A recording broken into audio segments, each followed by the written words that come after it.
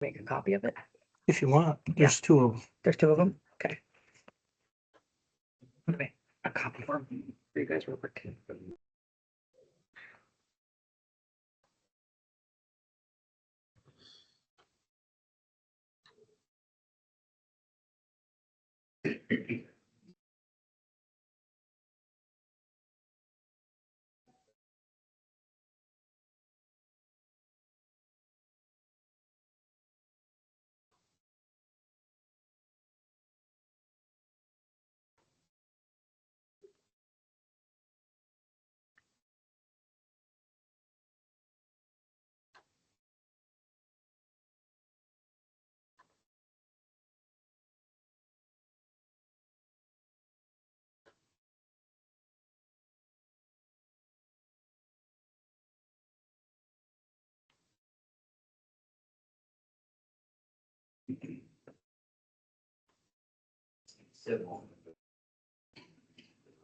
So are you doing? Yeah.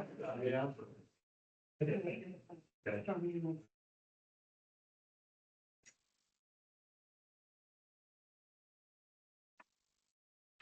Looks like you're off the hook.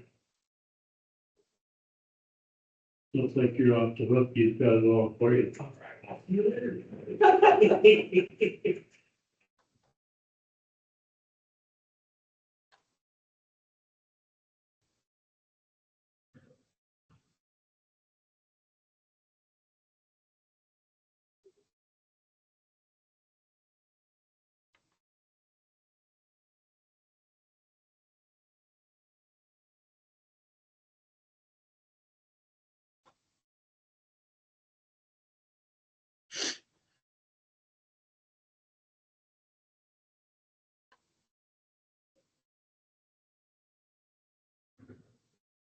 Hey, Bob, hear me okay? Like that? Speakers are working? I got my hearing aids on. Well, What? we'll call the meeting to order at 7 PM, January 21st, 2025. We don't have a full board, but we do have enough for a quorum, so we can get right into it. Let's start off with our pledge of allegiance.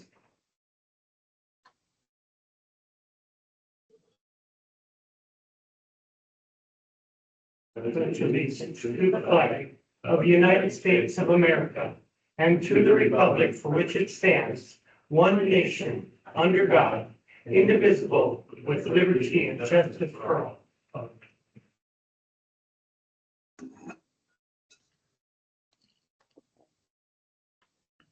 All right, first up, we got the minutes. These are from January 6th, 2025, and they were the regular commission meeting minutes. Hope you guys have all had a chance to look them over, and there's nothing wrong with them, or they are accurate. Need a motion to approve? I looked over the minutes and I make a motion to approve minutes as posted. I'll second. Okay, we have a motion and a second to approve the minutes as written. We'll move to a vote. Yes. Yes. Yes. Okay, that motion carries. Commissioners report. Kyle, what you got? I guess tool cap was fixed over the Mandan. You guys are gonna go pick that up either today or tomorrow. I can't remember which one it was. Just got through with it, farmed up a little bit. I've gotten a couple of phone calls in regards to the digital board at the community center for the readout board. In regards to it being too bright at night. Spoke to Haley about that today. She's gonna look into that. Oh, a few other things as far as some other possible safety issues. What about a hockey rink? Spoke to Haley about that as well. And spoke to the city crews, probably gonna look into the landfill. Fees, I guess, just kind of see what other areas around us are charging, things like that. Probably at the next board meeting, I'll bring some for that. Oh, yeah. I don't have a whole lot. still in the process of hiring. Still not going as fast as we'd like, but we are putting a lot of hours and time into it, so hopefully we find, what we're looking for very soon.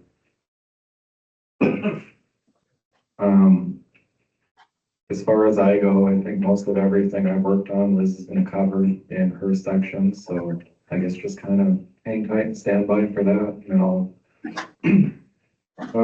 depending on how in-depth she goes, I might piggyback on it or just kind of leave it alone, but stay tuned.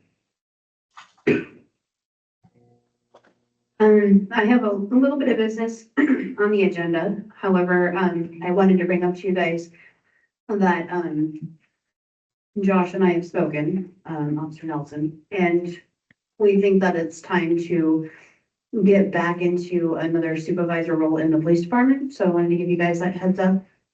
Historically, we've always had a sergeant or something in the police department, somebody that can be Josh's right hand. So we need to get that back so Josh is able to go to certain trainings, and we have somebody here that can help lead the group.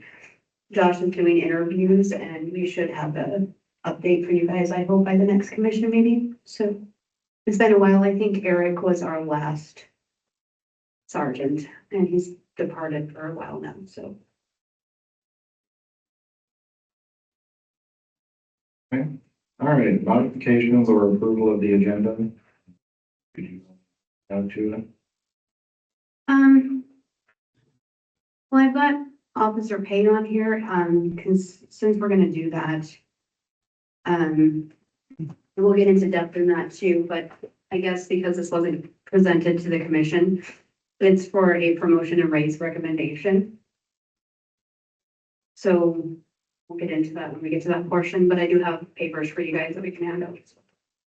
So we can just cover that line item. right? Yes, with that line item, because that'll go into the discussion of what happened. Well, Jaden, do you guys want to modify anything? I got nothing. Okay, we will need a motion to approve the agenda as written. I make a motion to approve the agenda as posted With the modification of the promotion. with the modification of the promotion. I'll second. Okay, we have a motion and a second to approve the modified agenda. We'll move to a vote. Yes. Yes. Yes. Okay, motion carries. All right, Liz, you're up. Okay, can everyone hear me okay on your side? Really good. Very good. I have a few things I'm going to try to make it through this evening. So bear with me. Definitely feel free. As Brett indicated, we've had a lot of collaboration and discussion lately. So, I would invite any commission member to interrupt me if you have questions as we progress, but I'm going to try to be as organized as possible. The first item on my radar this evening is that, as discussed at the last several meetings, actually commencing in early December and continuing through our first January meeting, I indicated that there was a motion that was before the court in connection with the community center litigation. As I said, Judge Schmidt is a very timely and thoughtful jurist. I had hoped that we would have a decision in January, and we do. The court rendered decision on the motion for temporary restraining order or injunction, together with the issue of the plaintiff's request to amend a complaint. That decision came out on January 16th, and it's quite lengthy. Certainly, I wanted to indicate that if the public wishes to read that, they can make a request of City Hall. The judge's decision is 10 pages in length. So I'm going to summarize the conclusions this evening, or what was most notable of those conclusions to me, to try to inform both the commission and the community. But if you wish to see the opinion itself, you may certainly request that of City Hall, and we'll have it available. As I mentioned at the last meeting, the issue there was whether or not the petitioners might be successful in moving to enjoin or stop or pause, so to speak, further construction on the community center. And the court, in its opinion, and considering those things after the December 6th evidentiary hearing, rightly pointed out that the two issues in play were whether or not a motion to amend their complaint was appropriate, and whether or not, if so, if they could amend the complaint, whether or not it would be appropriate to issue an injunction. The court did a nice job reciting the facts and procedural history at issue here, and it is quite lengthy.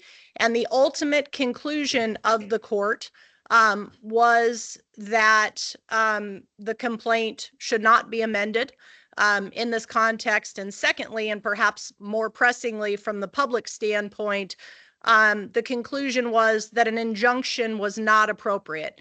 What that means is that the court determined that it was not going to stop construction of the community center.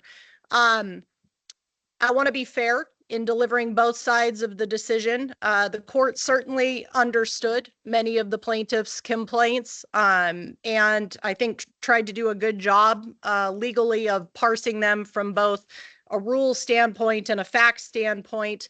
Well, the court did not find that an injunction was appropriate, and the court also found that the city was substantially compliant with competitive bidding laws. The court did find that there were some deviations in compliance, and that's discussed within the confines of the opinion. The case continues to persist. I will say that this motion was not dispositive in the sense that it constitutes a dismissal. There's still a lawsuit sitting there, but it avoids the more immediate issues that may have come had an injunction issued. So I know that probably sounds a little bit complicated, and the super summary is construction will continue on the community center unless the commission decides otherwise, and for a variety of reasons. I think they've declined that for very good legal reasons, and the court has made its decision in that respect. So again, the opinion is all very interesting. Encourage the community to read it. Welcome any questions that any commissioners may have in connection with the opinion. But I think that was good news. That makes things a little less complicated, at least more immediately. The next item, I should wait. I don't see any commissioners ready to jump in. So hopefully that summary was good enough, but definitely if you have questions later, feel free to pipe up. The next issue that I want to discuss actually kind of dovetails with agenda item number 4. That's the 2023 AMKO MAA agreement. I'm guilty of saying MMA myself. It's a pretty fun group, but actually that's a typographical error. It's a municipal advising agreement. So the reason that I want to select item number 4 to have this discussion is because this is one of, this is demonstrative of an ongoing issue. I spoke with Commission President Renitz, and the commission is aware that since Ms. Salinas separated from the city of Tioga, we've had a bit of a continuing issue. That issue is somewhat significant, and at this point, it's ripe for public disclosure because it affected the AMKO request for records, and it may again, I guess, cause disruption, perhaps in other or further records requests that may arise, and we're just not sure until it happens. Commission President Renitz and I had a discussion about disclosing it this evening, and I'm going to. And again, I'll answer any questions the commission may have. Long and short of the summary and why it relates to the AMKO matter is this. After Ms. Salinas departed office as the auditor of the city of Tioga, Commission Member Renitz and then I made written requests for the return of certain municipal equipment. That municipal equipment included a laptop, which to this day has not been returned to the city of Tioga. There's been some communication from the city to Ms. Salinas indicating we have a need of that city equipment to be returned. We've made clear that our expectation is that it be returned, and as I said, it has not been returned. We've made informal and formal demands for that, and that remains the case. In early January, actually, just about an hour before our last meeting, I think that was on January 6th, Ms. Salinas sent me a text message communication indicating that she had received my formal demand for the return of that equipment. And she indicated that she did not believe that the laptop purchased by the city was city equipment. She believed that to have been a personal gift or her personal property from the city of Tioga or a member of its government. And she further indicated, more concerningly even than the non-return of property, in her message to me, she indicated that there had been a deletion of various city files. I don't want to step too far out of my lane because until we have the laptop returned, it is quite difficult for us to determine the precise gravity or expanse or greatness of the deletion of records, but there's certainly been an admission that records were deleted. That is problematic on two fronts. Number one, we obviously didn't have a full inventory of what records existed on that laptop. And Ms. Salinas handled quite a lot of business for the city in her capacity as auditor. But secondly, because that laptop was utilized at times for remote work, it was linked to the city's other files through syncing. Those of you who work from home or use laptops or sync files probably understand that. And by virtue of that deletion, it seems, at least for now, according to some discussions we've had with our tech crew over the last several months, that there was probably nearly certainly a deletion of various electronic files, not only on the laptop, but on actual on-site city computers. I say all that to tell you that one of the impacts of that sort of deletion has become known. Our municipal advisor, they're wonderful, AMKO, Brian with that entity, reached out to me. That's been about a week and a half ago, or no, a week ago, to ask me to reproduce a document that had previously been trafficked through Ms. Salinas, given to the commission for signature for our agreement back in 2023, and would have been returned to Brian at AMKO by Ms. Salinas. She handled the distribution, collection, and circulation of that paperwork. And in that case, it appears that she was the only party who had a copy. We haven't been able to locate a hard copy of that instrument. It also appears that we don't possess a copy of the AMKO 2023 MAA agreement. And we would have expected to have found that amongst the city's electronic files. Ronica did a diligent search for that document, didn't turn one up. She searched in hard copy. She searched in digital copy. I searched the independent records that I have available. It was not findable. And so we suspect that part of that gap in records is the result of the deletion of files, or at a minimum, the non-return of city equipment. That's problematic because not only does that affect things like day-to-day city business and routine requests from our partners, important partners like AMKO. I think it's important for the community to know that, because I would hate to have a citizen request records from us that might be relevant during the period of deletion and have to tell you after the fact that those records don't exist and tell you why they may not exist. I think it's good that the commission and the president agrees that we're upfront with the public about that ongoing issue. We are actively trying to remedy that. We have been actively trying to remedy that for several months. We are currently engaging in some investigative process. The commission has been copied in those communications and exchanges trying to resolve this.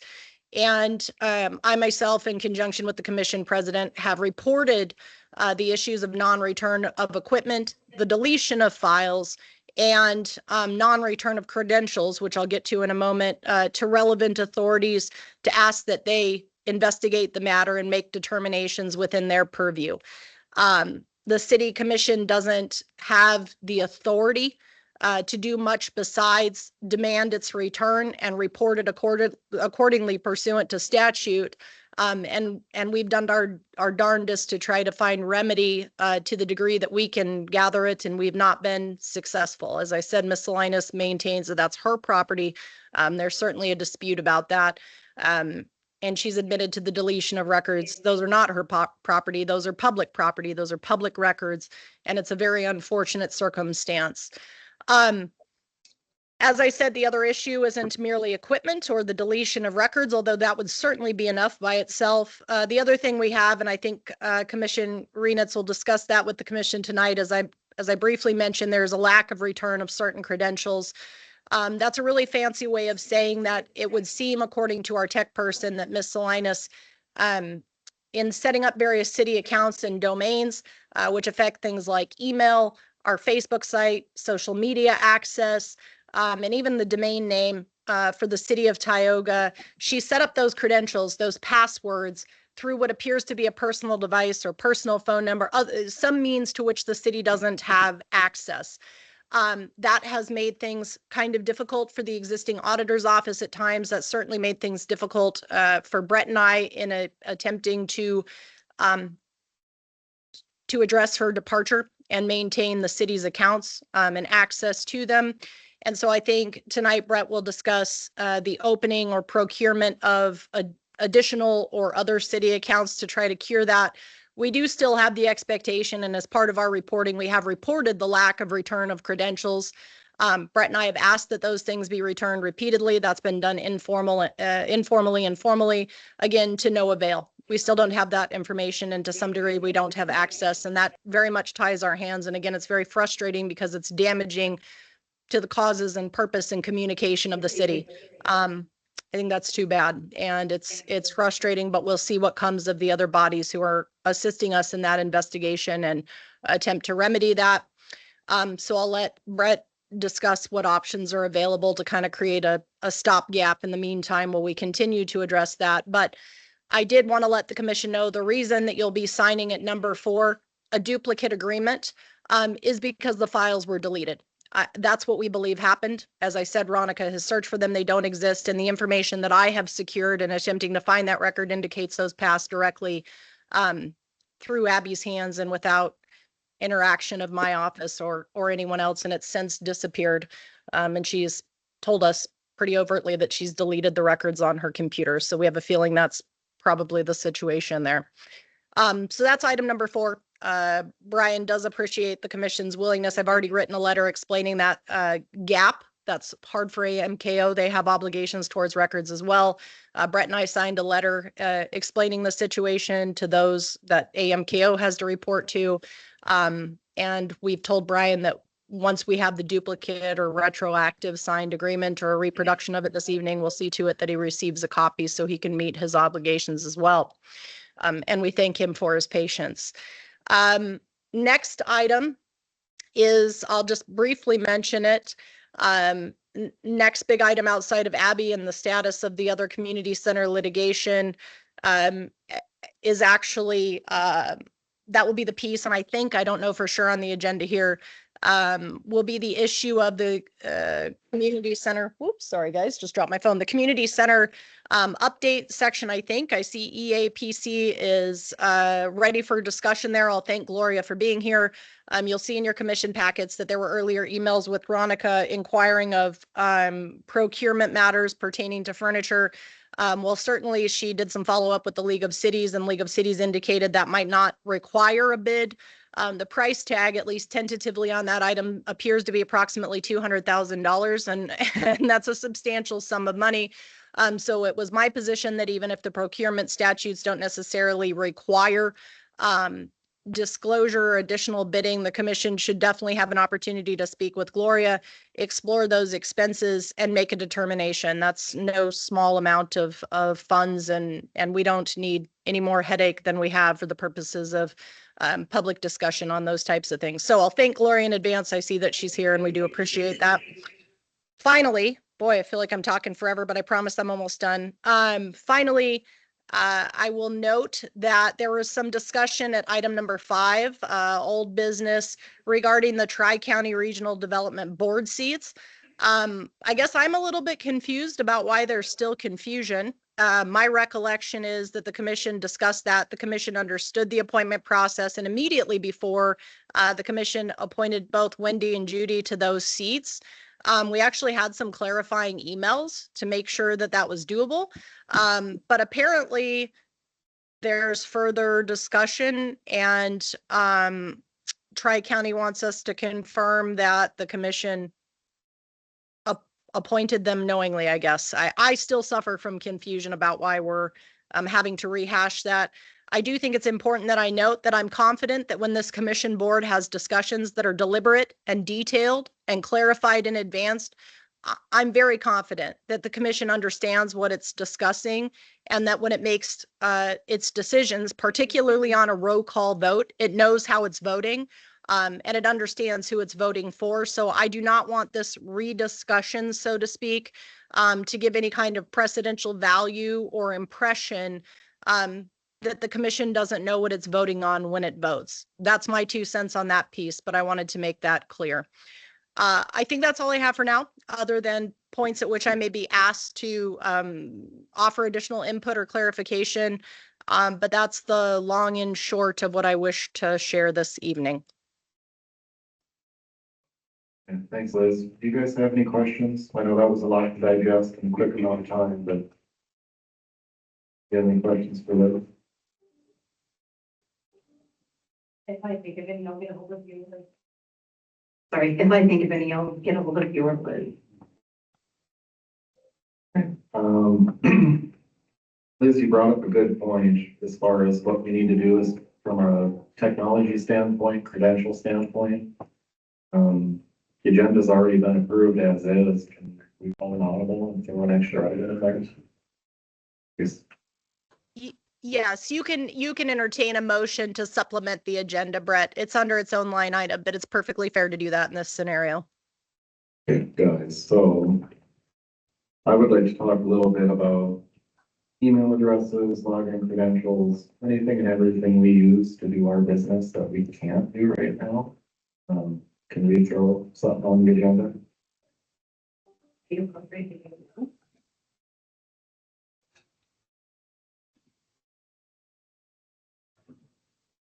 Liz, would it be appropriate to discuss those items right now, since we're still under legal?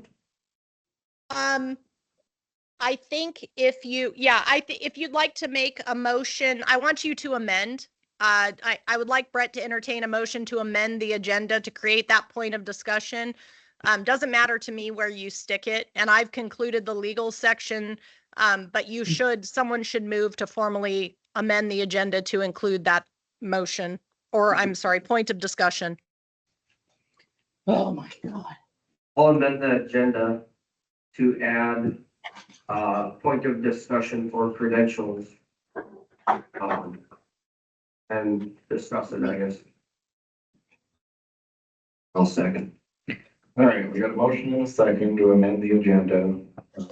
We'll go 9:12, title point of discussion.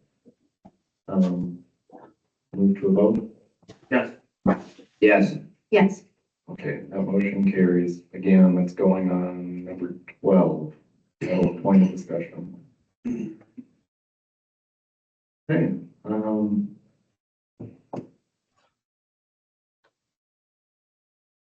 piggyback briefly off of everything Liz said. This is not a minor deal. It hasn't been a minor deal. We've attempted. It's not something that we just kind of thought might go away. It's been front and center on everybody's mind. We put a lot of time into this, a lot of unnecessary time. This is what happens when things aren't set up properly, right? I mean, you think everything's going fine, hunky-dory, until something changes and you realize you were at serious risk, liability. We did not have much of, I would call it QA, QC, as far as protecting our technology, our trade secrets, our everything. I think it goes without saying, we're going to make it a point, a darn good point, to not ever let something like this happen again. There's gonna be checks and balances all over the place. Sucks, you know, it's not fun. It's a struggle that none of us signed up for. None of us are going to deal with in the future. And I think there's ways we can prevent that from happening, so. I think that's my 2 cents on that. I have to be it for right now. All right, moving on to number 2, Can I say a word or two? please, come on up. It's gotta be targeted to this line though. No, that's fine. Well, for one thing, you know, when Abby got let go that night, I was here at that meeting. And you guys asked for her to give that computer and stuff back that night. So how did it ever happen where Josh or Jessica never made that happen? Was I supposed to be back there, Bob? Well, you're. I stayed here. Commissioner. Okay, I'm first just off, saying- there was no computer I'm just taken saying- out of the I'm room. just saying, I'm not, Let me That's- clarify for you. There was nothing taken out but a folder, I believe, that Abby said was her own personal items. but you That were was it. supposed to turn everything over that night, but needless to say, but this has been 4 months. 4 months and there's no charges being pressed against her. That's theft of property. If she said somebody gave it to her, that would have had to been voted on by the whole board. Did you ever vote on it? No, we did not. There you go. Well, That's what I'm actually, saying. no, that's not true. And I do want to make a clarification because I don't want the commission beat up unfairly here. The commission doesn't have the authority to press charges. The commission is not a prosecutorial body. The commission did direct in a very clear order, you're right about that, Bob, that Abby was to have civilian-only access during the pendency of her suspension. And at the time that she separated from the city made it abundantly clear in the form of an order that she was directed to return that property, those credentials, and any other belongings that she had, which constituted the equipment of the city. The commission can't press charges. They're not a prosecutor, but the I'll take commission them where it's done. has reported that to the authorities, and we are waiting for the authorities to make their own independent investigation and charging determinations if they wish, but that's not within the power of the Well, commission. I'm just saying that I hope that in 4 months that you come somewhere, anywhere, you know, on this agenda. And if I was a new board like you guys with her having access to everything, I would make sure you guys have a complete audit on everything. Because you gotta protect yourself.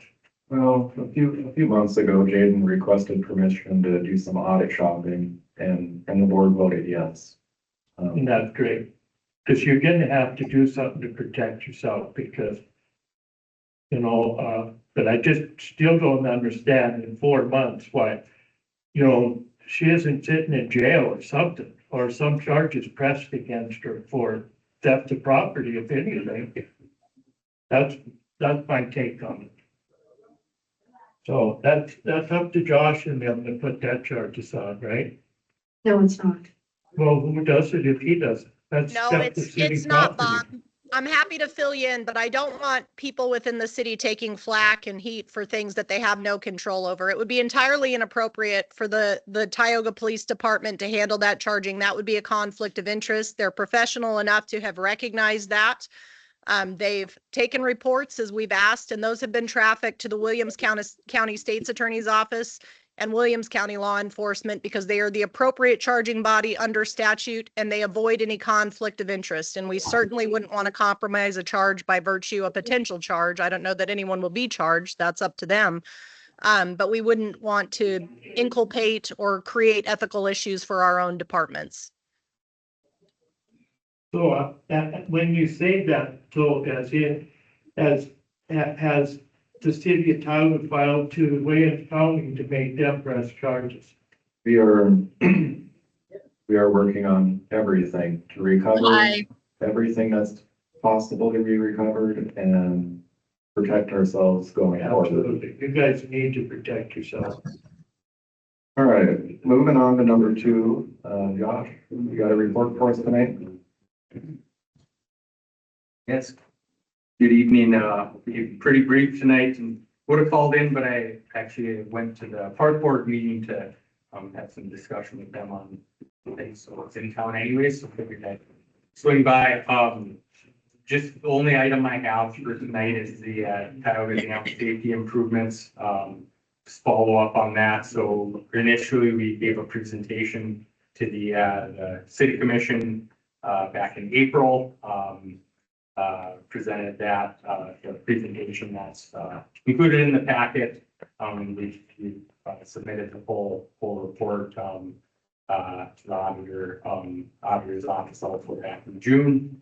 I guess we did have a brief discussion on this probably in July timeframe. And at that point, it was kind of requested to hold off until have the full commission again to go back through that presentation as three of the four of you up here this evening are new to the commission since preparation of that. So wanted to, I guess, just get that in front of you, and I guess I guess whether you want us to present that presentation at the next regular meeting, or if you want to have a special meeting, it'll take probably a half hour or something like that to go through it. Maybe something you may want to look at a special meeting potentially, but leave that up to you. So. I guess the one question I had is, no matter which way we go with this, let's say we pick the slurry wall option. Mhm. No matter which way we go is a better option, better for the citizens of Tioga for having lower payments towards FEMA or flood protection, or it doesn't matter, it's the same either way. Yeah, so this wouldn't impact flood insurance rates at all. This product wouldn't have any impact on that. Is primarily what this analysis report was detailing was whether, because there's when the dam was initially constructed, there were different design standards and criteria in place compared to what there is today. So there's hydraulic insufficiencies from today's standards, as well as some details related to the stability of the dam embankment itself. That would be addressed to bring it up to current standards. I guess, is there a one way that lasts longer for the longevity wise with less erosion, things like that? Or because I'm not really familiar with dams. Yeah. From that standpoint, I wouldn't say that there's really a big difference in lifespan of it. The one thing I would add is all the standards changed once, and there's certainly a possibility of that down the road. But wouldn't envision it anytime soon, or maybe not even in my lifetime, but something that could serve. So.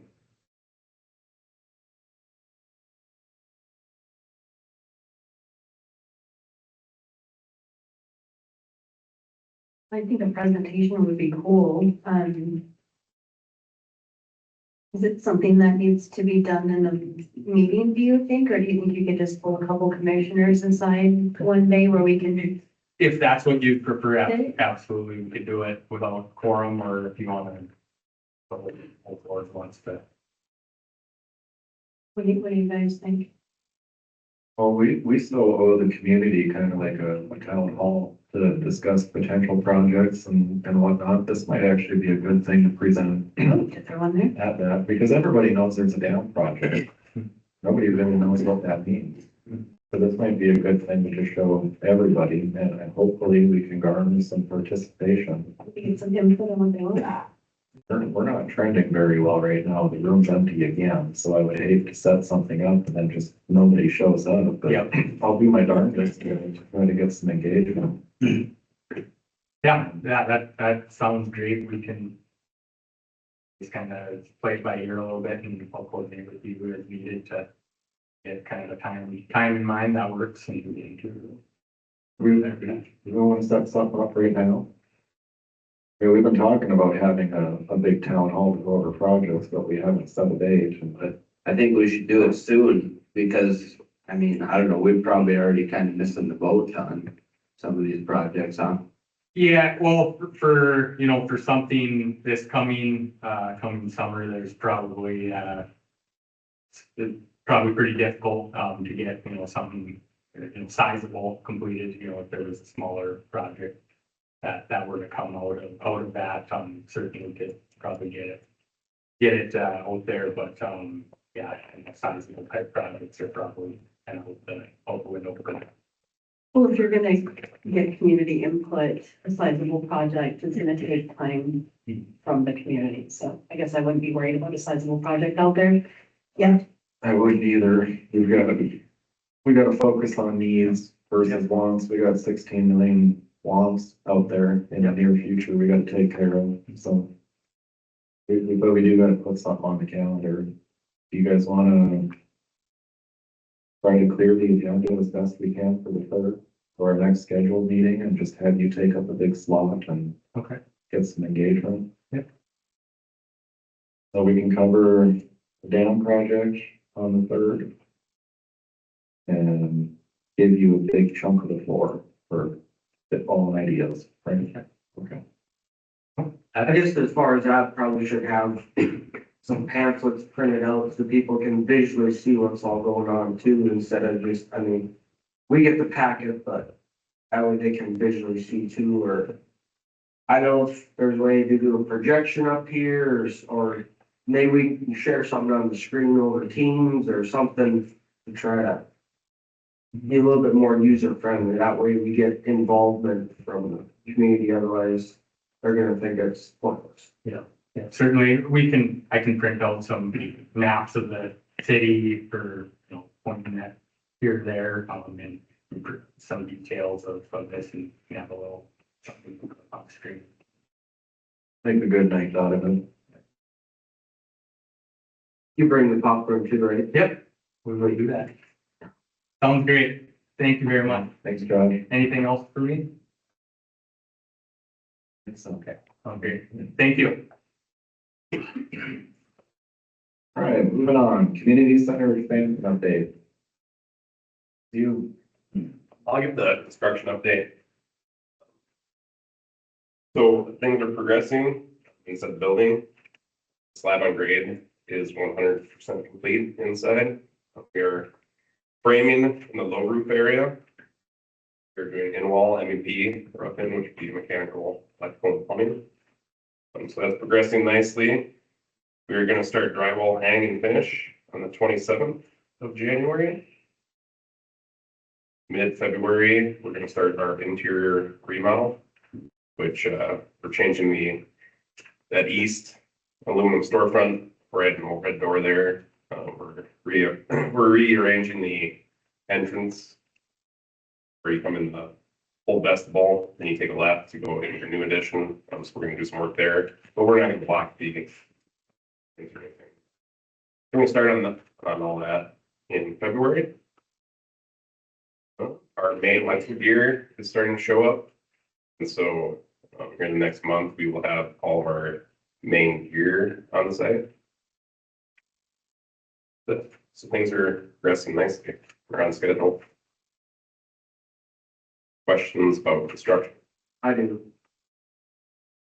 In regards to the warming shed, the metal plates are around the sides. Yeah.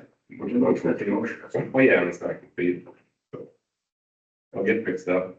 So, I mean, Well, so construction's not complete until August 7th.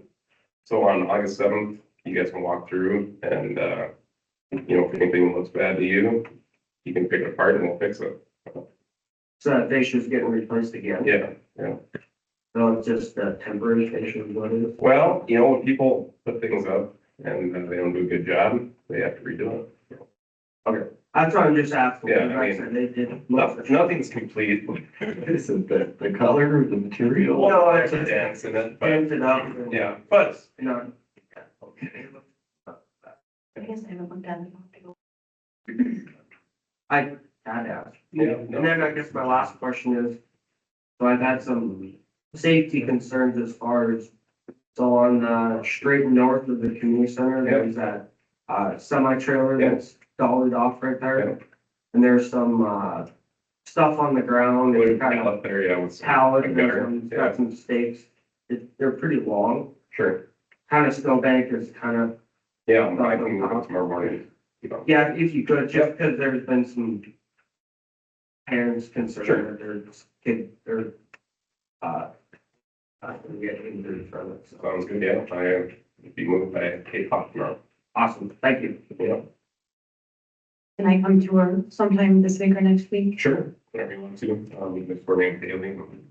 She has PPE, so you can put that on and walk around with her or me or whatever you want to do. Perfect.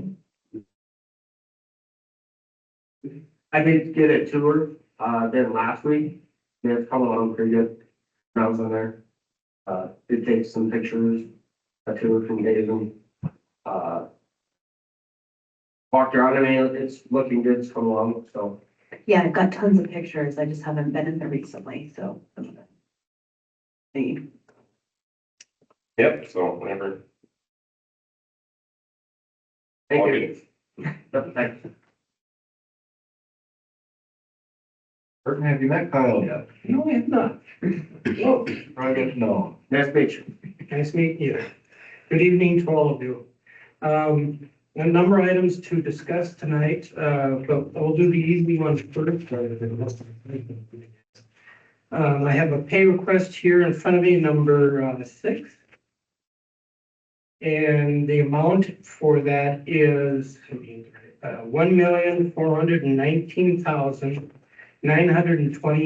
$1,419,928.20.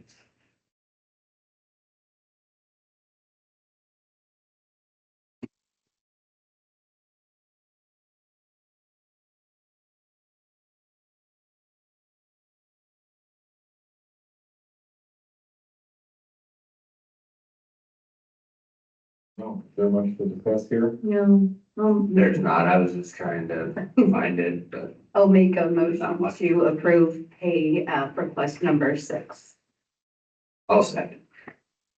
Hey, we have a motion and a second to approve payout number 6 in the amount of $1,419,928.20. Move to a vote. Yes. Yes, Yes. Okay, that motion carries. Thank you. One thing I want to say is on the quality of the construction and that we are out quite often and have been even, extended times over what we're contracted. There is a quality, there's a standard quality in the contract, so that fascia that you saw that is dinged up and that will be replaced no matter what. So just to let you know. Okay, like I said, I just had to ask, cause it does not look well. No, if, there will be a punch list done later on, when we're further along. And anything that's unacceptable will be put on that and has to be replaced before they can ever leave the project, so. And in the meantime, I'm out there, I make comments and we make corrections and things and modifications every other week, and I'm in contact with David Stang and FCI all along, so. The next thing I have, it was brought to our attention that the PCOs, the potential change orders, were no longer to be signed by Ronica. He wanted to have a better understanding of what they were. Up to this point, PCO 19 was the last one signed.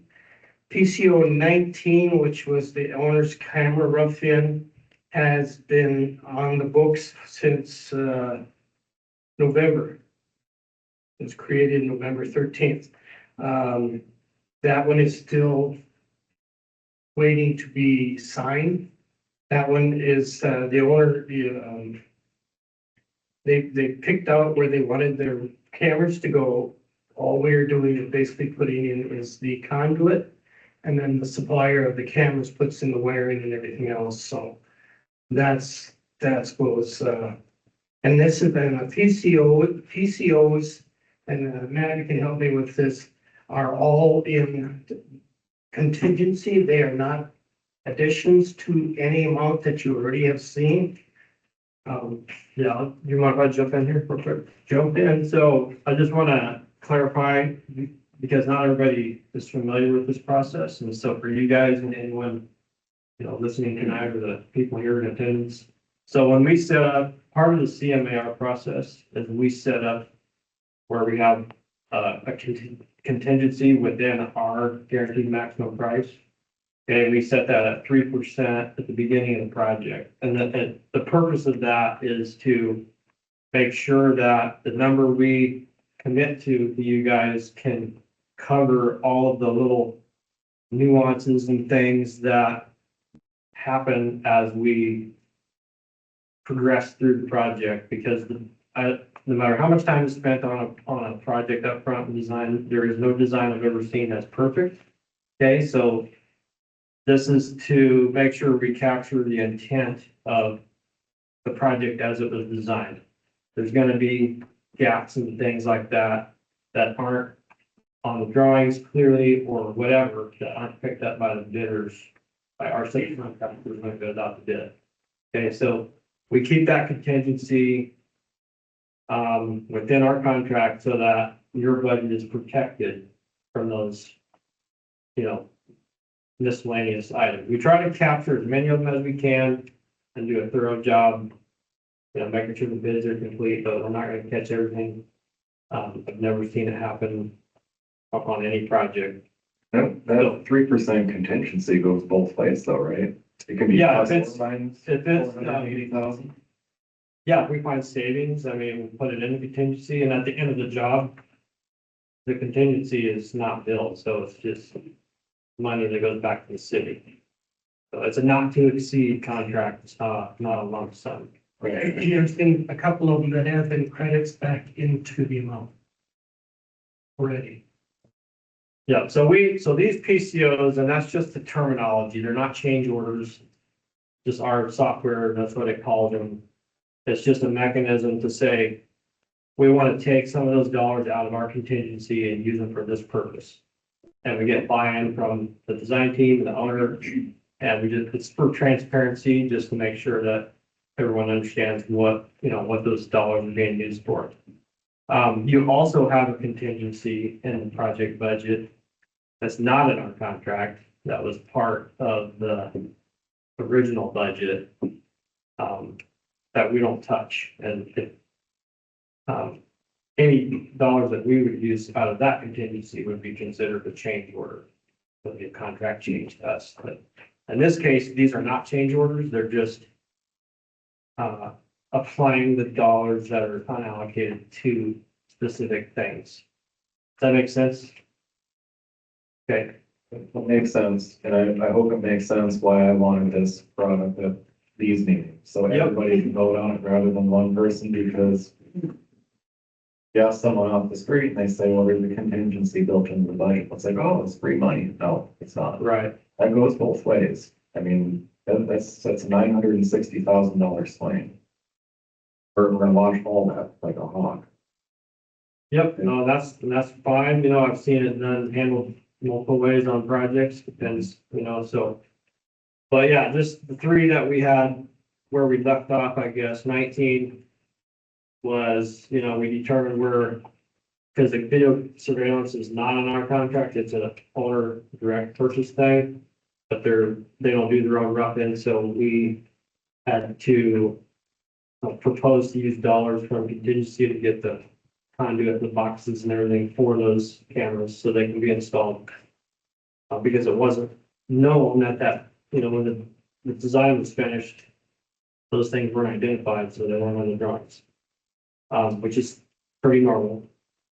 PCO 20 was something that came up, when they were coordinating, you know, some of the furniture and the casework. They found that they needed to add floor box and power and data up to the library desk, which is out in the middle of the room, so there's no way to get to the wall, so it has to go through the slab and then. They did a design change when they were looking at the furniture. The library and all the staff decided they wanted the desk from where it was originally designed, moved to a place they felt was better, and that was the reason why a floor box was required. And then, That's going into the existing library.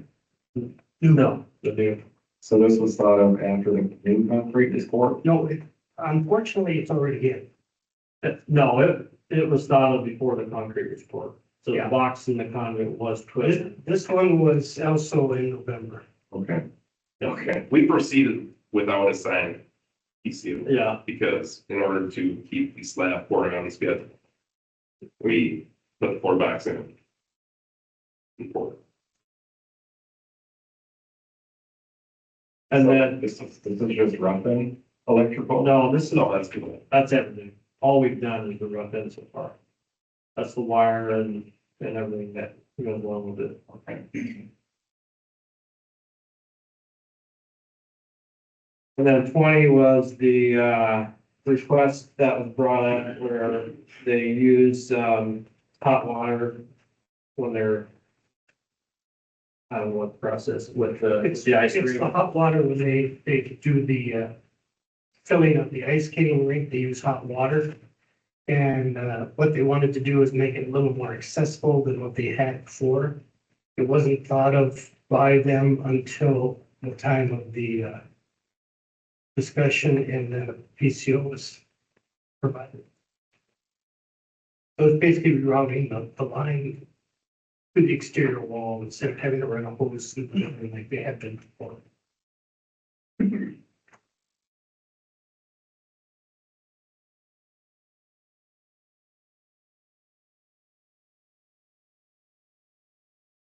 Yeah, like that floor box one we mentioned, some of these things we catch right at the last minute and we have to act, on them.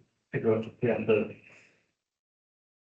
take some liability, I guess, and just try to act in your best interest and do what we think is right for the project, but that one, yeah, I mean, with change of process, we'll just adapt and. And it was unfortunate because it was about the time that your auditor was leaving and everything was being switched around. So, some of these have been around for a while. Well, so as a as far as- mechanical or, I'm sorry, procedural feature, just so that you all don't get behind and so that the commission remains informed based on its desire to be hands-on and understand, what's coming in and out as against that contingency. I don't know if it's a good idea to the commission members, but I would strongly suggest that anytime, I know you're not calling it a change order, but any of the orders affecting the contingency or substitution, anything like that, I don't know, perhaps those could go automatically under the consent agenda, so they're dealt with timely, or I don't know how you guys want to do that, but as soon as they reach Ronica, it's my view, I would suggest that they be included in the commission packets. You guys can pull that off, right? Yeah, I mean, we'll do the best we can to stay in the commission, bottom line. But Do you guys have any questions on the PCOs? Yeah, just so as far as like the new routed water line, all that stuff, or anything. No. That's, Well, I think that, It's mostly done. It's 99% done. Oh, that, since my last meeting. yeah, we're still adjusting to this procedure, so, no, I'm just curious because I'm trying to catch up as well, just like everyone else is. yeah. Since I'm new, but, and then as far as the security cameras, Haley, you were involved with all that then? Yeah. And you're happy with where they're gonna be at? Gary, yep.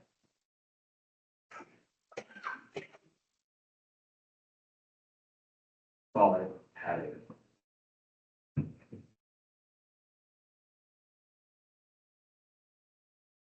So you need a motion to the PCOs, correct? and then have them signed. We can deliver them, they can be sent back to us. We can sign them tonight if the commissioners are fine with it. Okay, so we will need a motion then to approve PCOs 19, 20, 21. I make a motion to approve the PCOs number 19, number 20, and number 21. I'll second. Okay, we have a motion and a second to approve all three PCOs. We'll move to a vote. Yes. Yes. Yes. Okay, that motion carries. Thanks for doing that, guys. Yeah. And then one thing, while we're still up here, Haley had something on her that sort of was related to us, so you. So I don't know if it's, I was. So I'm just gonna ask them. She has all fun. Walk the drive. Oh, okay. Yeah. Okay.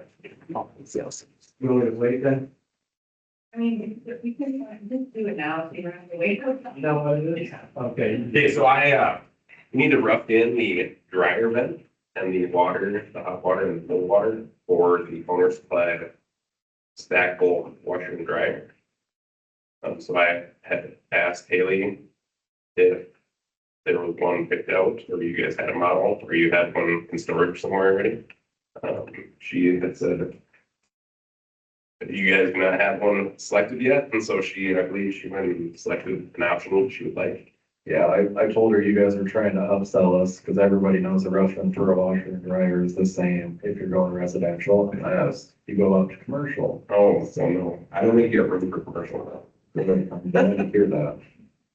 But no, I just wanted to make sure the reference was correct, so that's why I had that question for. I'll present it later, but yeah. Yes. There's. Last thing I have is the furniture proposals or quotes for the community center. Veronica has a copy of it for each of you. Where we're at the moment, we have gone through it several times. We've reduced it. Some things, there's been some substitutions made. This is the latest quote of both the library and the remaining furniture for the facility. Right now, we're just looking for directive as to what you want us to do. Whether, there has been some discussion with the lawyer, I believe she said that about bids and stuff like that. There should be two there, one of the library and one of the, it should say. Should say library. The one that says library down in the quote marks. It down there. So we're under that $200,000 mark, so. I mean, for Century Code, that's when we go up to the city. Right, We're what, 170 and some change? somewhere around that, yeah, 170, 180, roughly put it at 180. Hi, this is Gloria. I got a clarification. The 200,000 is for construction related expenses and furniture, technically it's not. Usually furniture is just a purchase that the city does, and usually the city has like a procurement plan, for expenses up to a certain thing, needs this signature or this permission. So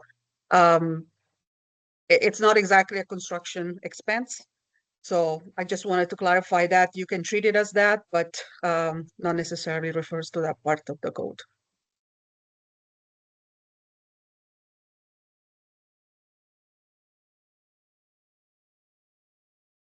Is this furniture the same as what we already got, or what? It's similar style, if you will. You can explain that further. There's obviously a picture of nothing in here. Do have a picture of some of it. mean, I hope we're trying to pick colors and stuff that match as well, right? Yep, and then the library is a little bit more colorful. Right. I think it's my understanding that Haley and Gloria have done a lot of work.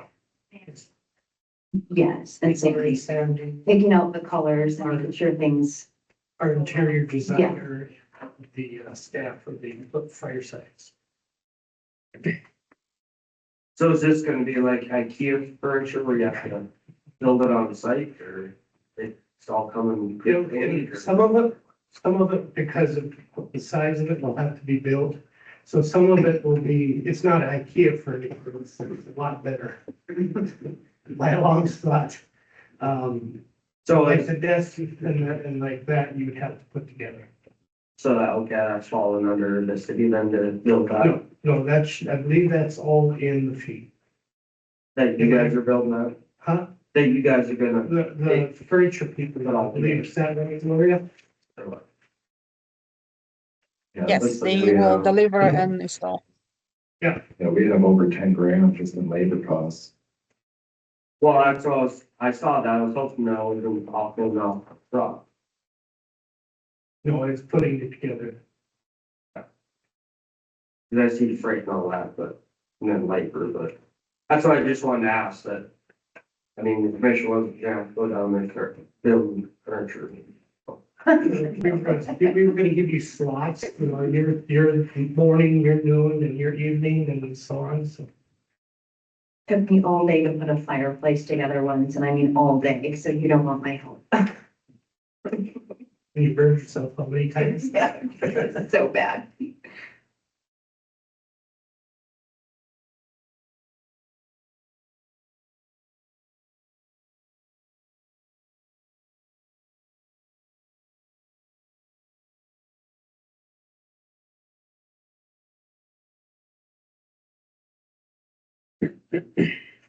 All right, Burton, you need a motion for everything together or individually because they're split up? I probably would have, prefer you to have it separate since they are two separate quotes. I think they should be approved separately that way.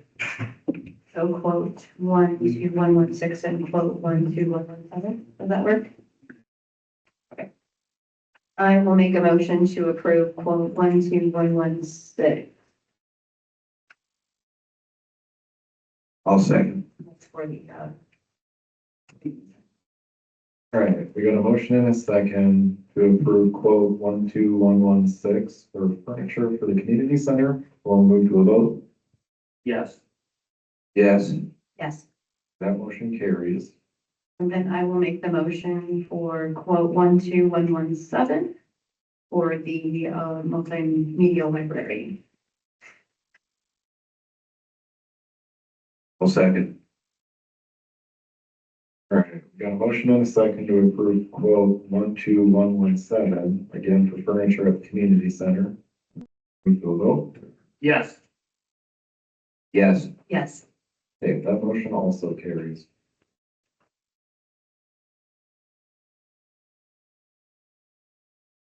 I believe there's a place on the bottom for signature.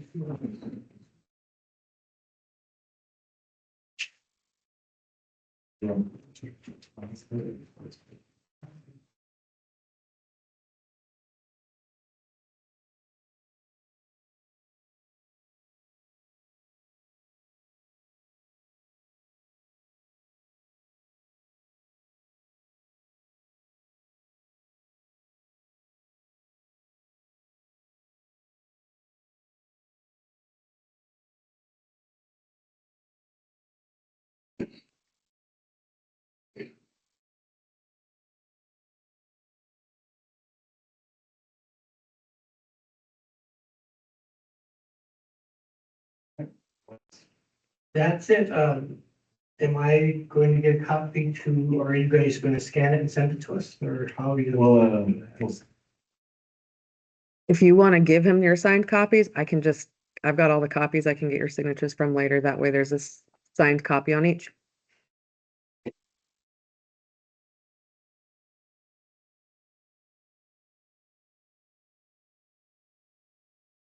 Thank you.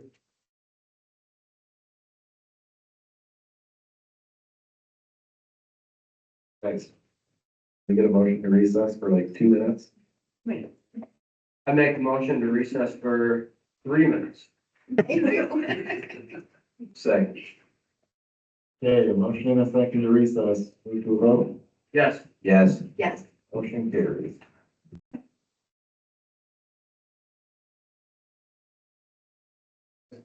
Thank you.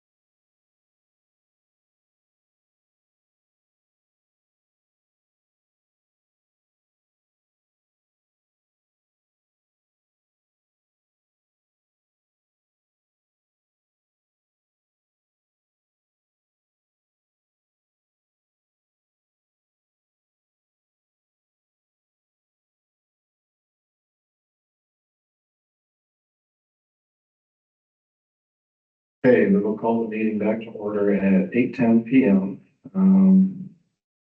We left off, we're back on number 4. This is the 2023 AMCO agreement.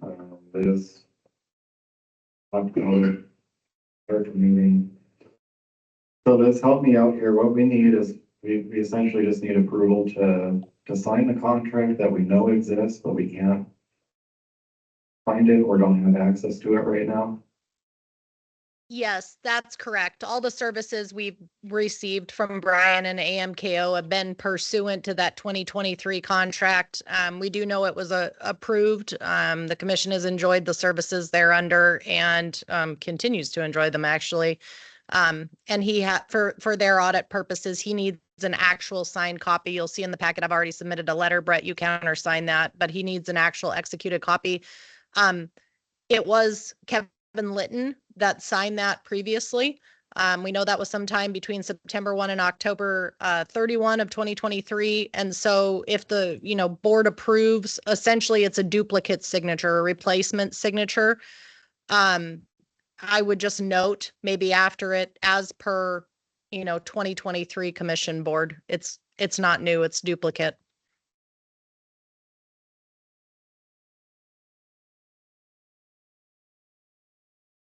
Okay, guys, so we'll just need a motion to approve signing the existing contract, just to make sure we're whole.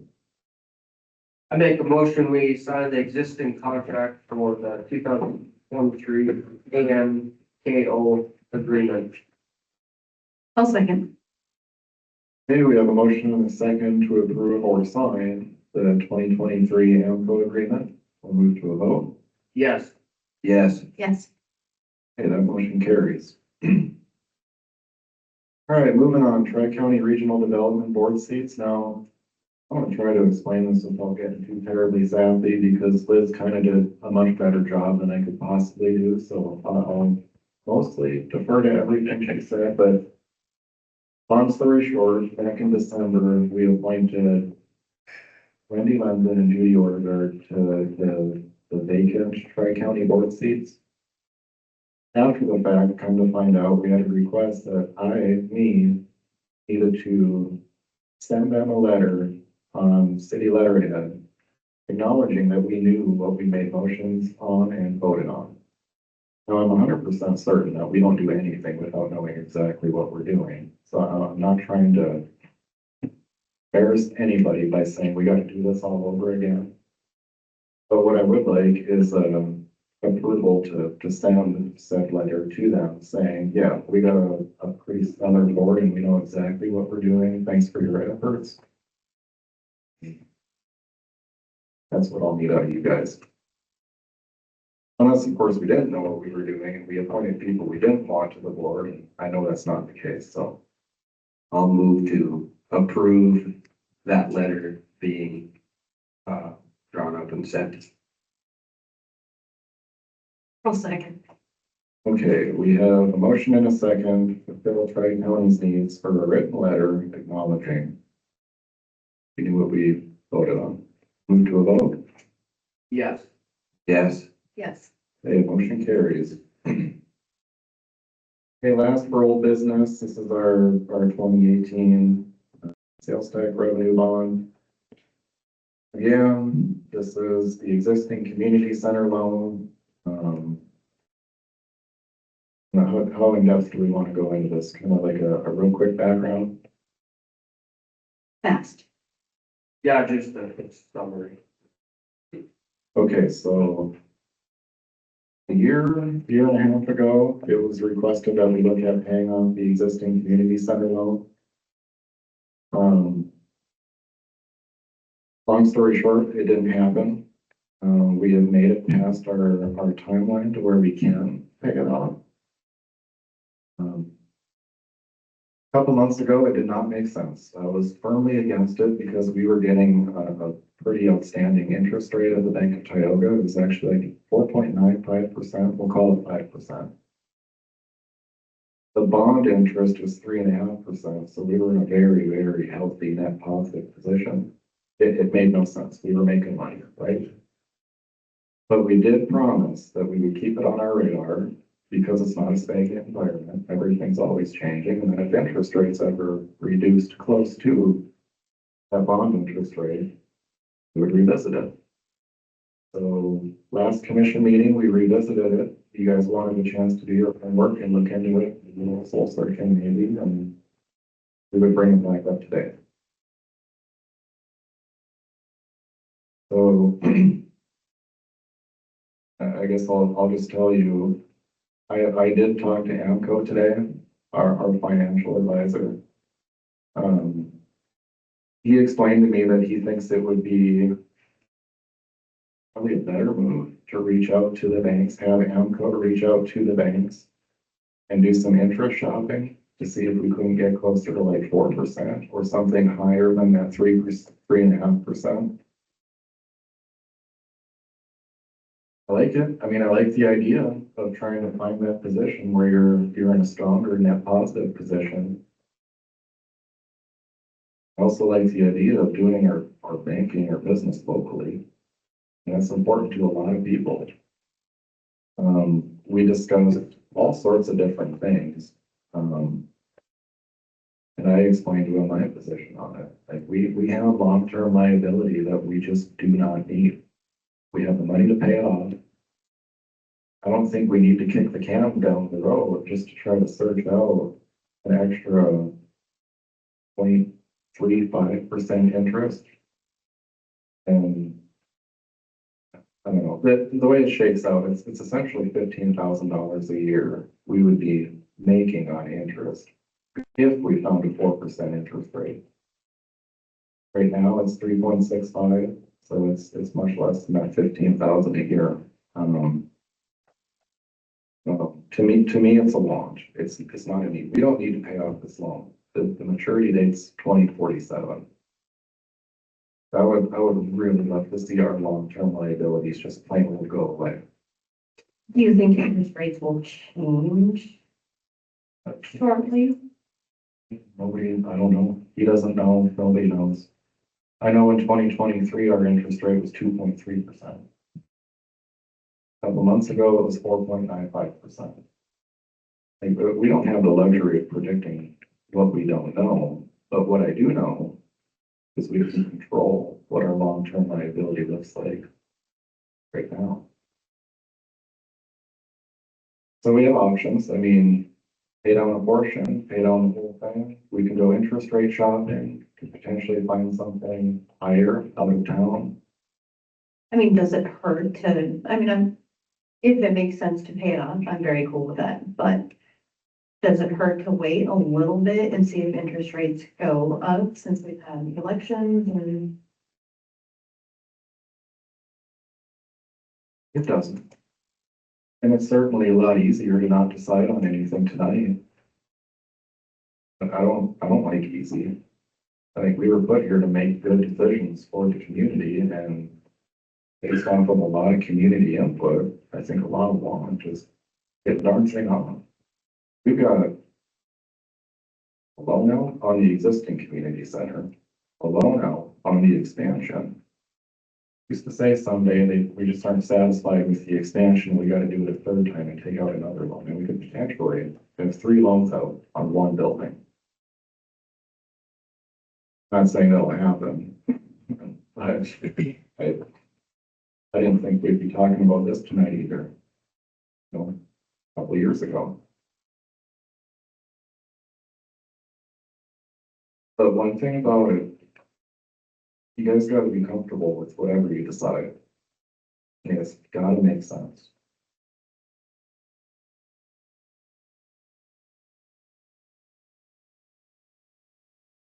I agree with what you're saying, Red. I understand, but I also think that it's okay to be, I think it's okay to keep your options open when it comes to interest rates and rating. I do owe you guys something to debunk a myth that we have heard relentlessly. You've probably heard that in order to qualify for loans, you have to have loans. That could not be further from the truth. I don't know who brought that up or who came up with that idea, but I even asked our advisor today, and he's like, no. That rule applies when you're 18 years old and you want to buy a house. You start off by getting a loan for a car. You pay off your loan, you build credit, and you qualify for a house. In our position, couldn't be further from the truth. Can I say a comment there? Yeah. Can I say a comment?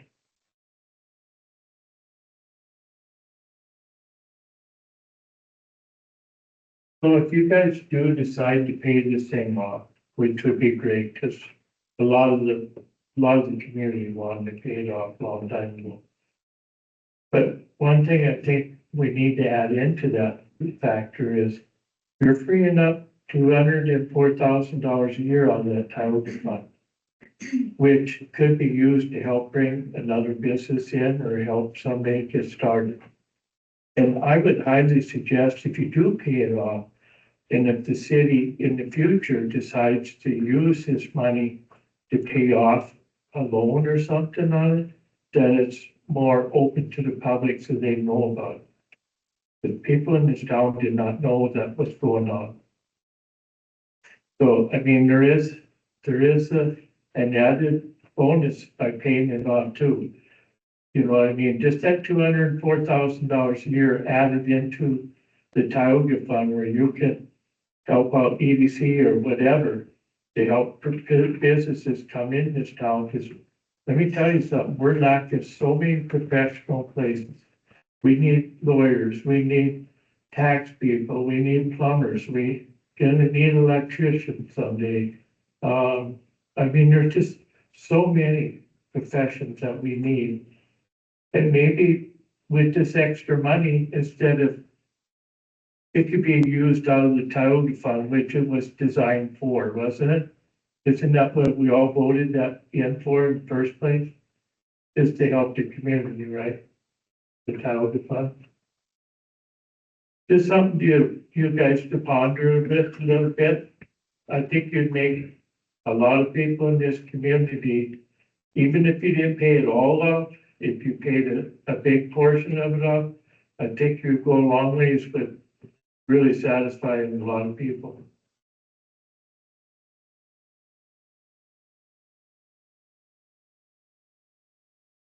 Well, even if we just paid a portion, we would save a ton. Because, according to this schedule I got sitting in front of me, we don't really start paying a bunch of principal till like,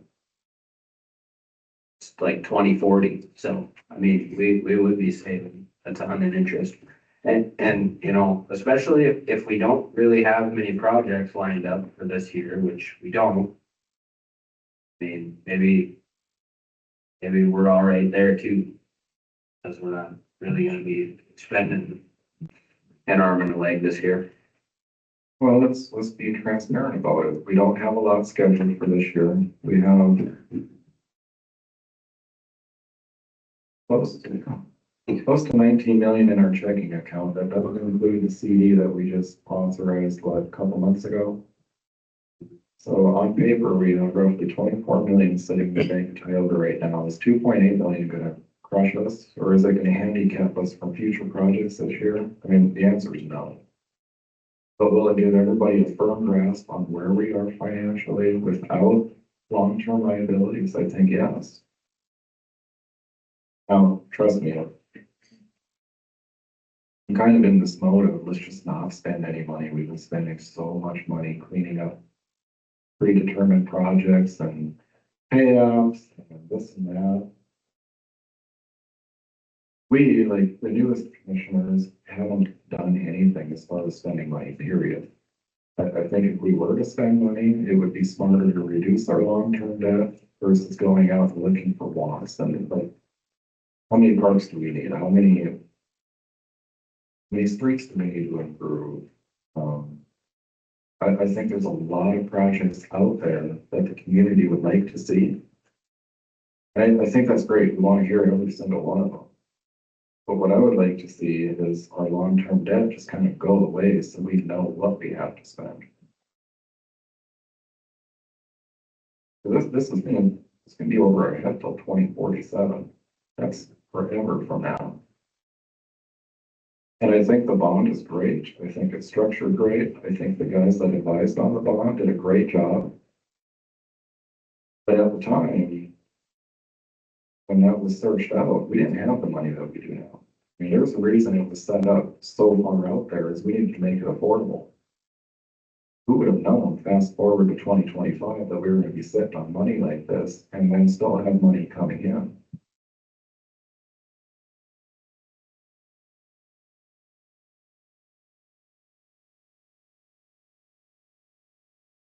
I think we need to pay minimum a portion of it off myself. You have a number, a good number if you paid a portion of? Did you look at the statement or? I honestly know I don't have a good number, if we paid a portion. I have, the total, whatever, I guess it's not exact, but it's really close. Of what it would take to pay it off fully. Which is, 2,805,000. Wouldn't that be better just to pay it off if you got 24 million in bank? Well, To get, the portion. 5 million's in that CD. And it doesn't mature till what, May? We don't need that money. I mean, that CD's there for a reason. Right.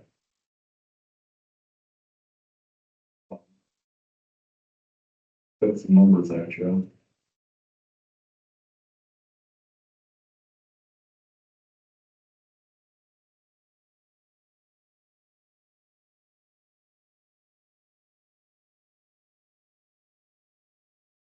And carrying too much debt at some point is, if oil prices go down, we're in trouble. Well, and that's kind of the thing, is we said we were If we don't pay our constantly, debt off. We're constantly gonna be looking at it to see if, if interest rates go down, we have to pay it off or pay off a huge chunk of it because we'll be net negative. If you're getting only 3.6 and you're paying 3.5, well, that's kind of a lot. So January Pay it off to be done. of 2028, our balance will still be 2.425 million. No, I know. It's just, I just gotta say this. Let's pay it off. It's less than $3 million. A lot of our projects And then we're are done. $4, $5, $6 million. You know, like for a street project, infrastructure, which I think, by the way, we need to be doing that. There are some things I think that need to be done that's not done yet. So I hope that there be something worked out for next year or, at some point soon. But I think just to get rid of the discussion of paying off the debt, whether we're going to have, make an extra 15 or 20 or $30,000 on interest, which is smart. But I think we can easily afford, just my personal opinion, let's pay it off. We're done with the discussion and move forward. I did speak with Veronica too over the weekend and picked her brain and I think she was very comfortable, which made me more easy about paying it off as well. So I don't know, let's get it over with. I mean, the interest thing too, shopping around. I mean, it's not a bad idea, but the community's they've been pretty adamant that they'd like to keep it in Tioga, and that's what my interest is as well. So, And I think if you did find somebody that was paying more, and you presented that to the Tioga Bank, they would probably work a little bit more too. I don't know. Well, I think that's a part of shopping a little bit though. It does make the banks a little competitive. And still, And I think that's fair I think it's fair to do that. I think it's fair to be in a competitive range. Now, that was our problem in the past. We were complacent. We never did check and we just thought the bare minimum. If that. with that much money in your bank account, they're gonna be willing to work with you a little bit, no doubt about it. So if somebody's gonna pay 4 and they're paying 3.6, they'll probably give you 3.8 or something to keep you in town, right? oh, that's the thing is we can shop, we can ask. Just because you shop doesn't mean you have to change. Right, but even the scale that our advisor put out, if we can negotiate something up to 4%, which is what they're willing to do, is try to shop and negotiate for us. It's like the difference of $7,300 every 6 months, like. Do we need? But if we're gonna grow the town too, don't you think we need? Okay, I'm gonna make a motion to just pay off one for $2,805,000 and 20 cents. Let's be done. I'll second, but we'll keep in mind, my number I gave was rough because it's gonna be, because what we owe on it is $2,765,000 plus interest. And I do believe that we have to give a 30-day notice too. We do have to just clarify that. Okay. And we'll have to pay for whatever interest occurs in that 30 days as well. Fair enough. So maybe Jess's motion should be to approve whatever the calculated payoff is consistent with the 30-day notice. Would that be maybe cleaner? Yes, that sounds great, Liz. I'll second. Okay, so, sorry guys, do we need to make a motion to Yep. formally request or formally pay off the loan 30 days from now? Or can we just go ahead and say, hey, we want to pay it off and go ahead and issue the 30-day notice? I would assume that would be accurate. Yeah, you don't need a second motion. If you approve total payout and just acknowledge the need to exercise the 30-day notice, I think you're okay to combine those, Brett. Motions are still good? Like, Yeah. okay, we got a motion and a second to pay off the original community center loan, which is the sales tax revenue and appropriations bond series 2018A. Any discussion on it? It's a big number, guys. I think we're discussed out. Let's go. Yes. Yes. Yes. Motion carries. I take my hat off to you guys. I can't believe it after 3.5 years. Now, We own half the building now. Or will. we don't have to build it down. That's something. Right, we are on to new business, community center, Haley.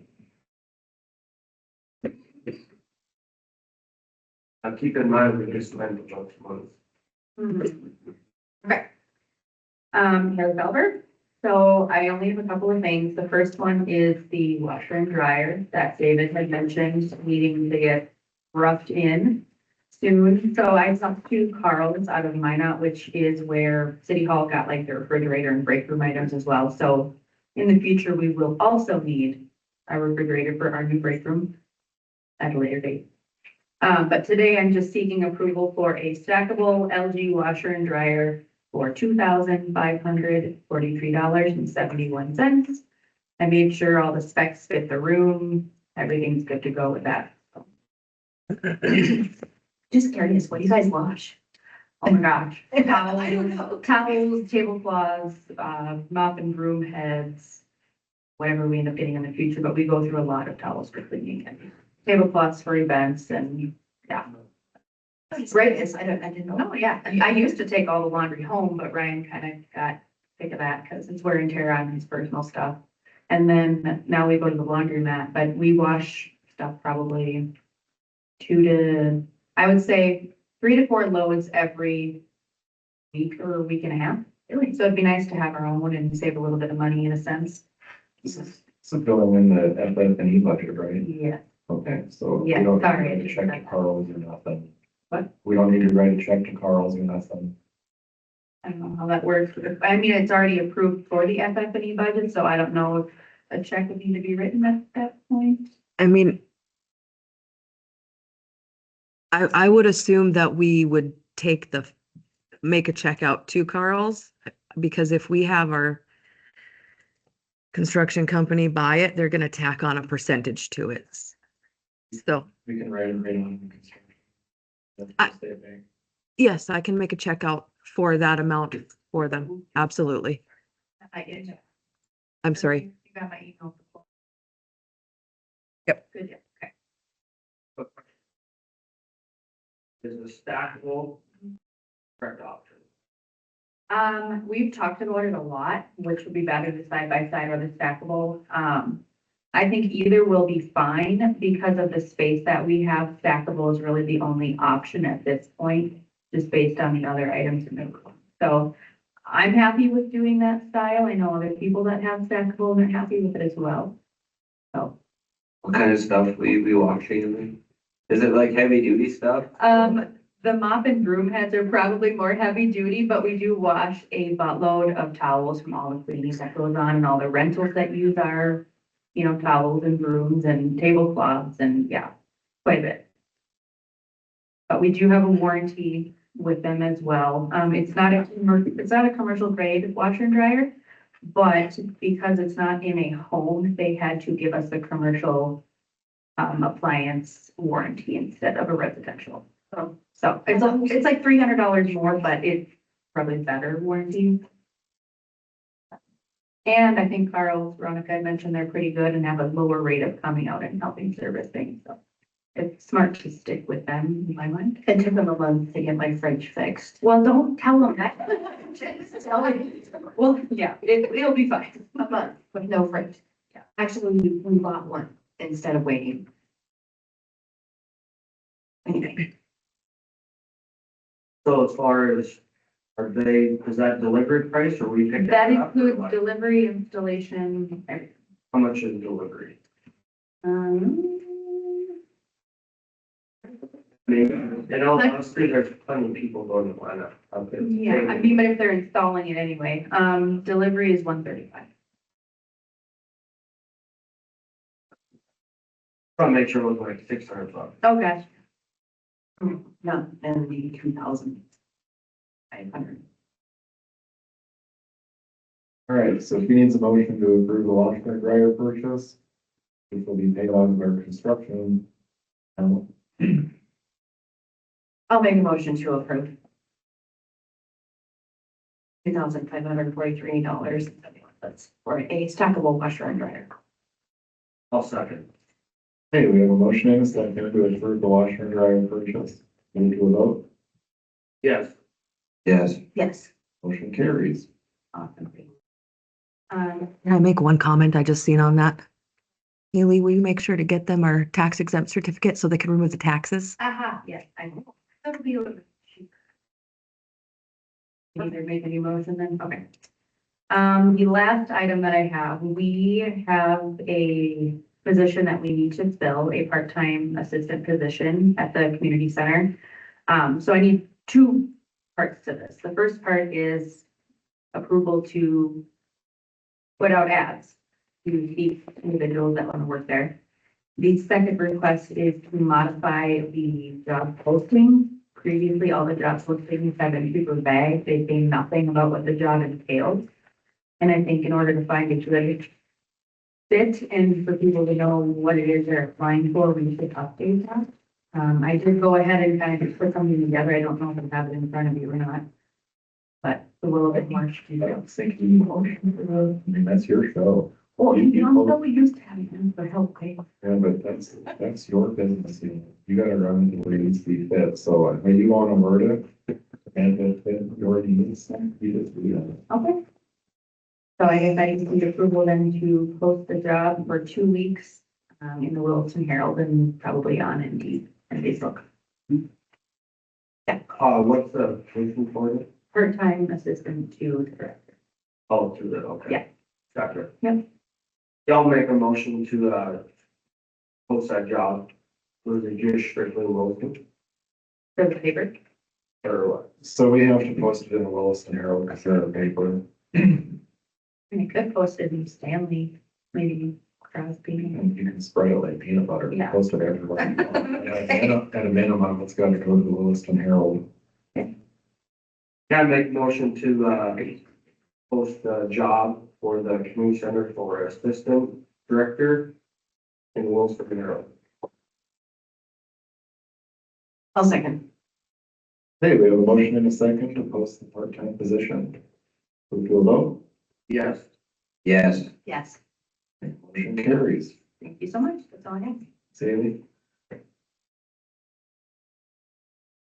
All right, moving on, Officer Dan. This one's yours. Yes. Sorry, guys, I was still all your stuff, and I wasn't sure if you're gonna be here, but do you want to come around? Monica, did you take one? No. Then you need one? Yeah, go ahead and pass them down, please.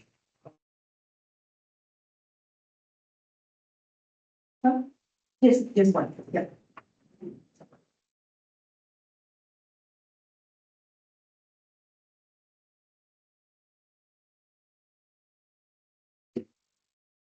Hello, Chief Council, everybody. So I want to preface this with, I'm not trying to change any top end or anything like that. The officer pay, I think I'm compensated well. I just want to make sure that I make that clear for everybody in attendance. In essence, what we're looking at here is Officer Rising has been with our department for 7 months now. And during that time, with our agency, he's undergone the field training program within the department, which is about 14 weeks long, and has also attended the North Dakota Peace Officer Academy, where he obtained his full-time permanent licensure for peace officer, which is a 12-week academy. So when he first started up until beginning of January, he's been assigned a trainer, has ridden with the trainer to show him how to do, evaluate him as he's gone on. So in essence, he's kind of been, to say he's not a person, but he was kind of half of a cop, if that makes any sense. So we started him off at step 0 on the patrol officer pay. Now that he's achieved his certification permanently through the state of North Dakota, and of course, there's ongoing continuing education credits he's going to need to get to maintain that, but that's for us to worry about. And then he's graduated from the FTO program. What I'm looking to do is increase him from step 0 to step 1, which will move him from $24.86 an hour up to $27.41, with the intention of hopefully retaining him, preventing him from going on to somewhere else that may pay more and would, in essence, pay for what he has to offer now in the city of Tioga.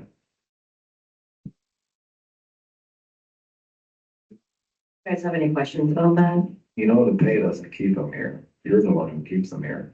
Yeah. It's a driving factor. Yeah. And $24, I feel like it's an okay number when they're training in at academy or something, but when they come back and they're on the streets, I'd like to see them get a semi-decent wage here, and 2741 is based off this scale where we've done a lot of research in the past, and The achievements that he accomplished within the last 7 months were definitely very, very strenuous achievements, especially when it came to the North Dakota Academy.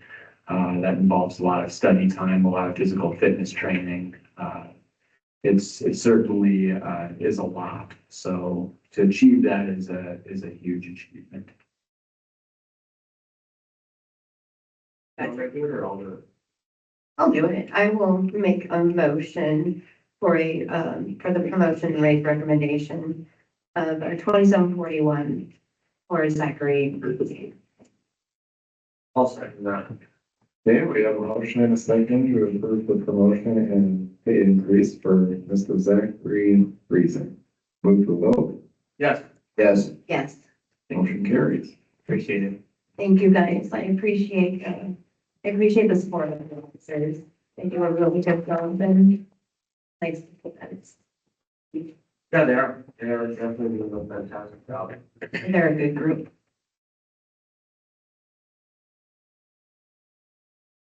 Okay, moving on, Veronica, you'll have to help me with this, the approval of city bank depositories. Yeah, so from my understanding, every year at the beginning of the year, the city votes on its depositories.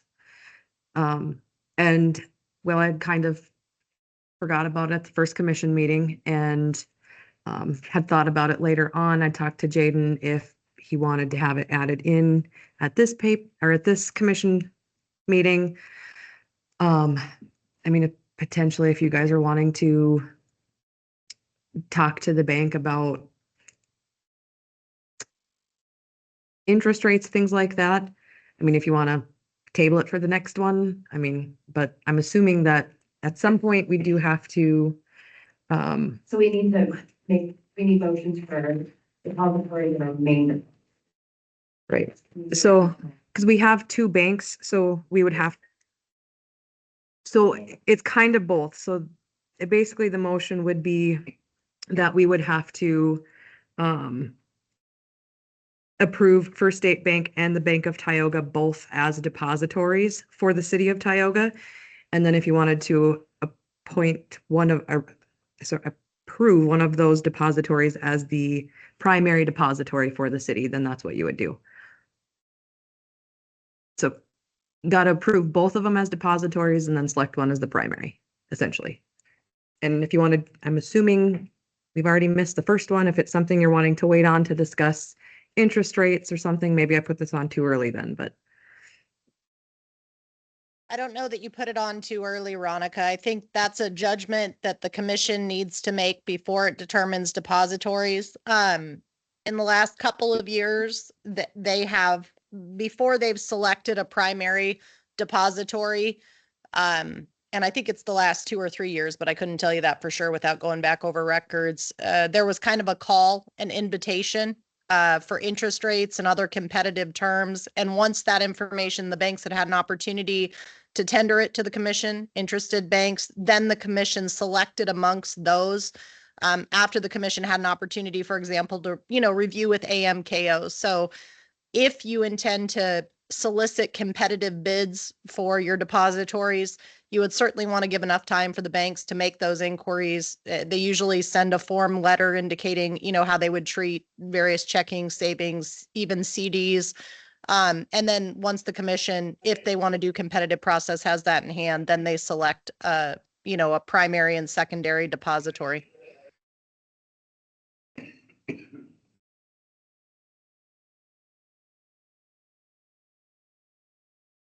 Is continue. So we're not thinking anything yet, but putting that option out there and then you guys can pick from there.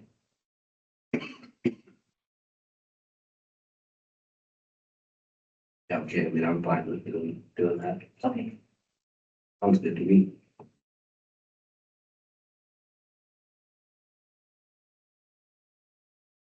Okay, so we're moving on then. Yep. I guess you know the steps that you need to take. I can reach out to Brian. I think he had, with AMCO, had helped in the past and see if he would help again with soliciting that information from other banks. They'll Yep.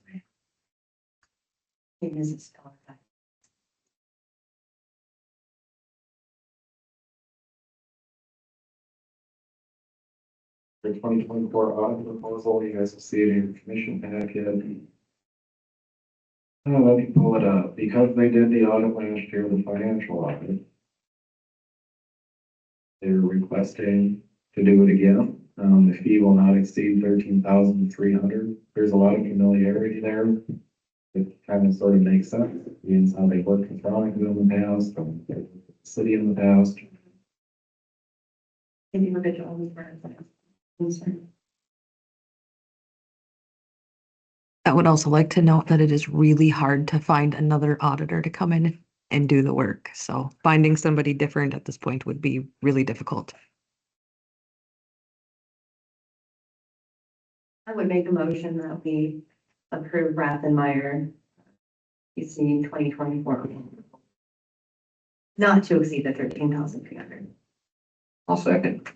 Okay, we have a motion and a second to approve the Rathenmeyer audit proposal not to exceed 13,300. Move to a vote. Yes. Yes. Yes. Okay, that motion carries.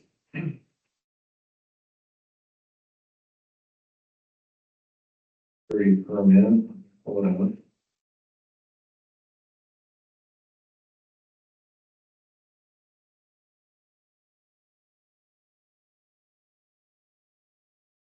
Yes, it is. We got another Airstorm Kraken Field. Kraken Field. All right, so this is a raffle, cash prizes daily, see attached, it was conceived attached, but the dollar amount is $7,500. I make a motion to approve the application for the permit for the Firestorm Track and Field in the amount of $7,500 even. I'll second. Okay, we have a motion and a second to approve the raffle application. Move to a vote. Yes. Yes. Yes. The motion carries. All right, 12, this was the addition to the agenda. So guys, basically what it is we are essentially locked out. We're kind of handicapped, so we'll call it handcuffed. If we can't get access to email addresses, we can't update our Facebook page, we really can't do much of anything. So rather than feeling sorry for ourselves and waiting until we get this figured out, I would like to, A, get new email addresses issued by the state. B, start a new Facebook page. Mind you, we can't delete the old one.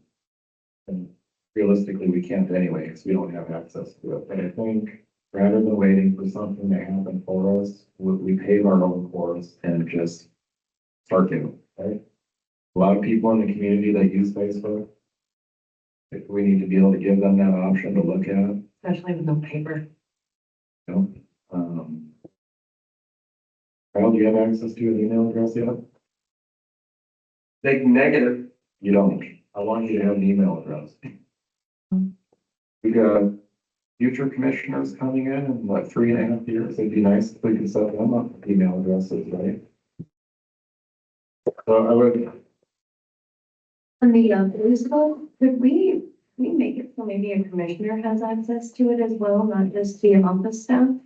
I think going forward, we will never, ever in the history of ever put so much authority on one person, period. It's gonna have to have some serious quality assurance, quality control. It's gonna bounce off multiple people.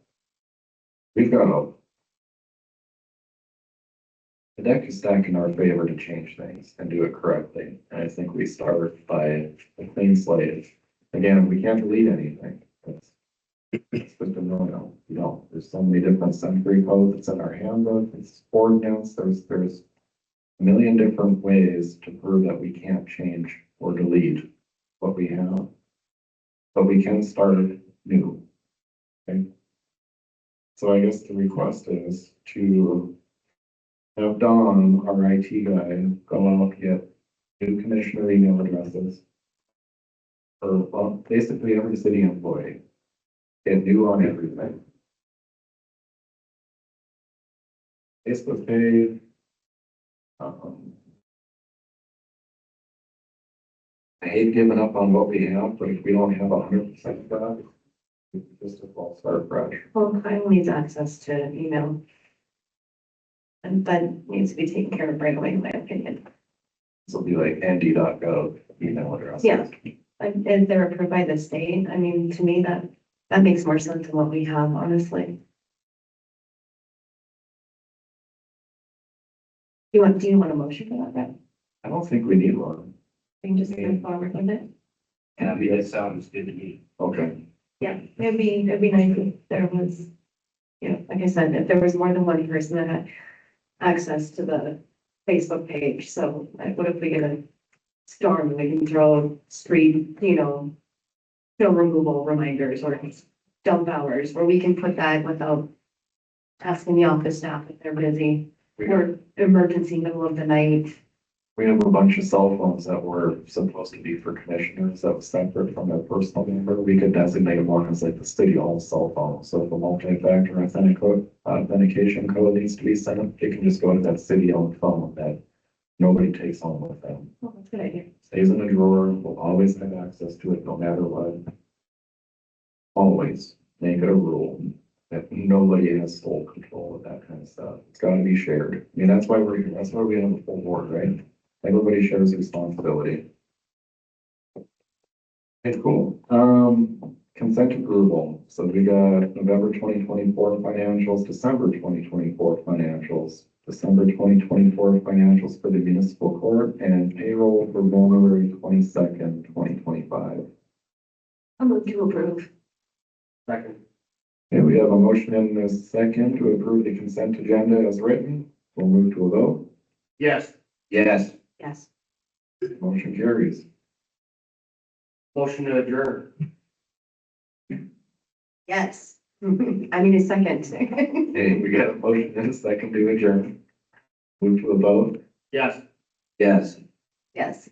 Okay, motion carries. We are adjourned at 8:56 PM. Thanks, guys. Thank you, ladies. Thanks, Liz.